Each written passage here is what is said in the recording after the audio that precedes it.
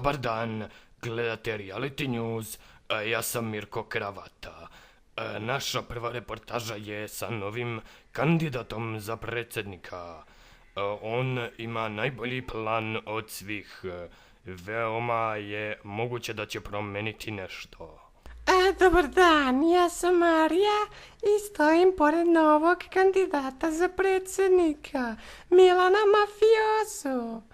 I on će nam sada reći njegove planove za budućnost, ako ga izaberu. Moji planovi za budućnost su sljedeći. Planiram da uhvatim sve teroriste, da ih ubijem i potom da ih jebem usta. Pa zašto to? Kako zašto? Pa šta je bre tebi ženo?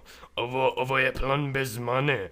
Znači, ubijem i jebem usta i pre toga pohvatam teroriste. Pa u neku ruku i razumem dio sa ubijanjem, ali zašto upražnjavati oralni seks sa njima? Kakav bre oralni seks, šta pričaš to ženo? Oralni seks bi bio da ja njima popušim, a ja nisam peder. Ja planiram da ih ubijem i da ih jebem usta. I pre toga da ih pohvatam. Teroriste. Ne, gospodine, to je nekrofilija. Koji ti je kurac nekrofilija?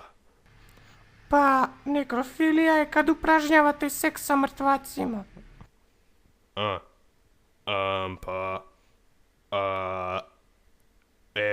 Kurac. Da, veoma važna reportaža, ali sada idemo do našeg sljedećeg reportera Stojana, koji će nas odvesti u Irak. Zdravo Mirko, evo ja sam u Iraku i morat ću da pričam sa novim vođom terorista koji je iza mene. Ali morat ću da pričam, da se predstavim kao Amerikanac, pa ću pričati drugačijim glasom i jezikom. Jer kada bi on saznao da sam Srbin, verovatno bi me nabio na kolac. A pošto to ne želimo, pretvarat ću se da sam Amerikanac. I sada počinjemo sa intervjuom. Hello, I am Abdul Rakul, the so-called terrorist leader. That is not true. You American swines made that up. I am not terrorist, we are not terrorists. I am fighter, I fight for peace. For peace, people. Then why are you holding a gun up my head, sir? This isn't mine. How did this get here? You're holding it in your hand. I think it's yours. Ha, it was, a joke. This isn't a real gun, it's a toy gun. Yes. It looks pretty real to me, sir. You stupid Americans just can't keep your mouth shut. Now I have to kill you. Oh, it's a fake gun. Now I can see that it's a fake gun. It's too late now. I have to kill you.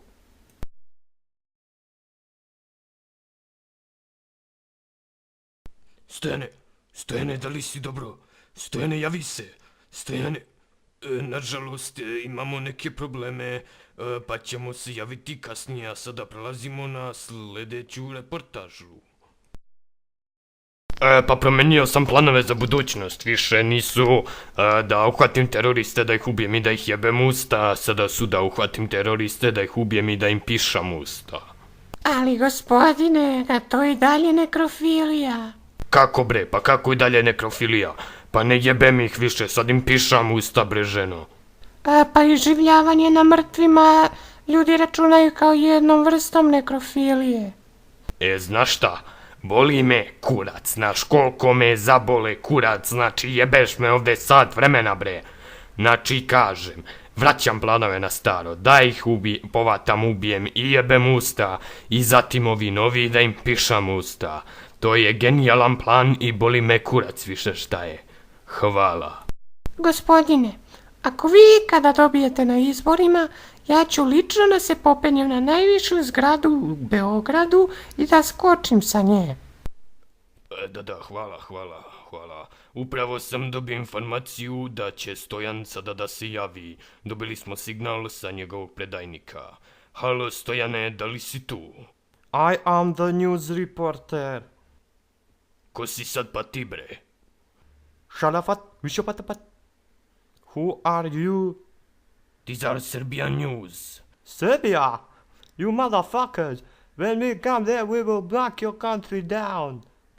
Listen to me, you fucking Arabian. Oh yeah? If I come in your godforsaken desert, I will kill all your camels and you won't have anything to fuck.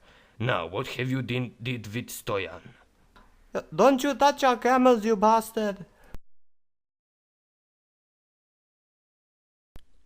Dragi gledaoci, upravo smo dobili vest da je arapska vojska pokušala napad na Srbiju, ali naravno završilo se neuspehom zahvaljujući brzim delovanjem naše vojske, pa su ubili obojicu arapskih vojnika i sada je naša država ponovo sigurna.